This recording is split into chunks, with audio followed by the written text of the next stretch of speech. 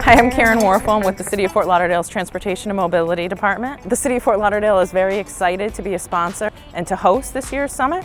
We're excited to show off all of the things we've been working on for the past 5 years and that have come to fruition to really make a difference in the way people get around the city. The Scooter Mobile Workshop Tour focuses not only on bicycle lanes and access and pedestrian, but it really focuses on how redevelopment has changed the way people are able to get around, their contributions to making safer parking, safer bike lanes, and sidewalks. Participants in this mobile workshop will be able to see the amount of redevelopment that's happening in downtown and the impacts, the density that's happening to really make it a mixed-use, multi-transportation type atmosphere, and what development has done to improve the streetscapes in downtown.